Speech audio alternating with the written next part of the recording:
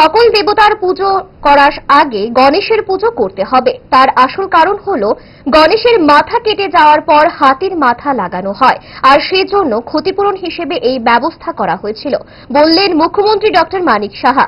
মঙ্গলবার তিনি শহরের আইজিএম চৌমুহনী এলাকায় বিঘ্নহর্তা সামাজিক সংস্থার পক্ষ থেকে প্রথমবারের মতো আয়োজিত এই গণেশ পুজোর উদ্বোধন করতে গিয়ে এই কথা বলেন। উপস্থিত ছিলেন মেয়র দীপক মজুমদার, কর্পোরেটর রত্না দত্ত সহ আরো অনেকে। সাধারণ মানুষের যে পুজো অর্চনা, এই সময় ভগবানের সাথে আমরা আত্মা, মন এগুলির সংযোগ ঘটাতে পারি। পুজোর সময় আমরা যে সমস্ত আচার উপচার ব্যবহার করি এগুলোরও কিন্তু একটি মাহাত্ম্য থাকে।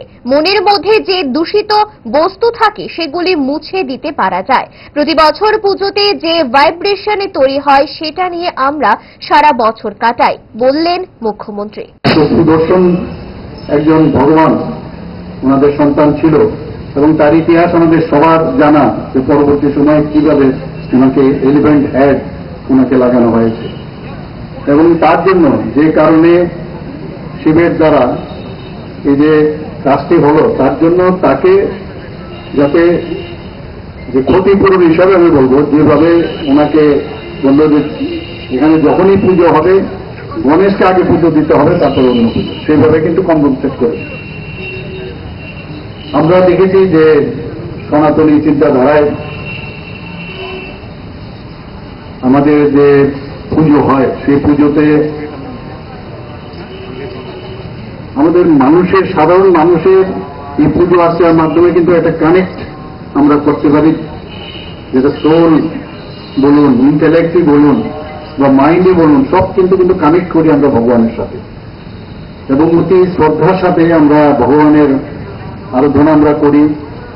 সেখানে ফুল থেকে আরম্ভ করে, সেখানে প্রদীপ জ্বালানো থেকে শুরু করে, সেখানে ফল দেওয়ার থেকে আরম্ভ করে, জল দিয়ে পরিষ্কার করার থেকে আরম্ভ করে সব কিছুর কিন্তু তার একটা মাহাত্ম্য আছে এবং এতে করে আমাদের যে মনের ভিতর যে অনেক ধরনের পলিউটেড যে বস্তুগুলো থাকে সেগুলো কিন্তু আমরা মুছে দিতে সাহায্য করি।